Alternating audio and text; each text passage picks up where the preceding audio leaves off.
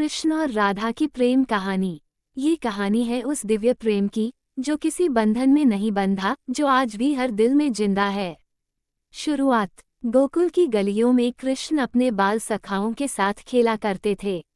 वहीं बरसाने में राधा का सौंदर्य पूरे गांव में चर्चा का विषय था। पहली बार जब राधा और कृष्ण यमुना के तट पर मिले तो जैसे समय ठहर सा गया। कृष्ण ने अपनी बांसुरी बजाई और राधा उस मधुर धुन में खो गईं।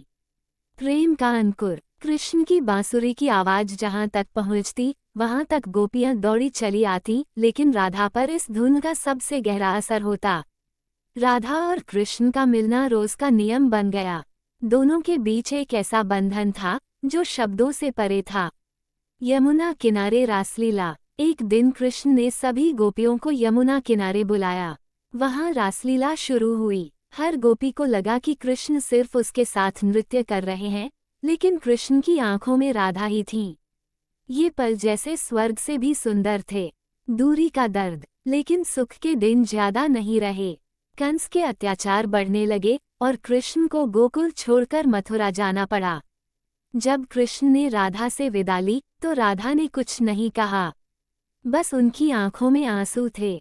कृष्ण ने कहा, राधा, मैं भले ही यहाँ से जा रहा हूँ, पर मेरे दिल में हमेशा तुम रहोगी।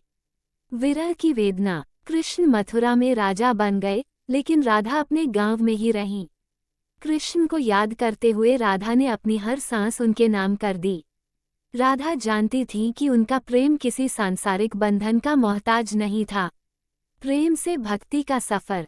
राधा ने खुद को कृष्ण की भक्ति में डुबो दिया।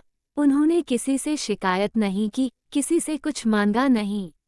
उनका प्रेम उनकी पूजा बन गया। कृष्ण भी द्वारका के राजा बनकर व्यस्त हो गए, लेकिन उनकी आत्मा में राधा हमेशा मौजूद रहीं। अमर प्रेम। राधा और कृष्ण का मिलन भले ही शारीरिक रूप से नहीं हुआ, लेकिन उनका प्रेम अमर हो गया। आज भी लोग राधा कृष्ण का नाम एक साथ लेते हैं। उनका प्रेम सिखाता है कि सच्चा प्यार पाने की नहीं, देने की बात करता है। निष्कर्ष। राधा और कृष्ण की कहानी बताती है कि प्यार में स्वार्थ नहीं होना चाहिए।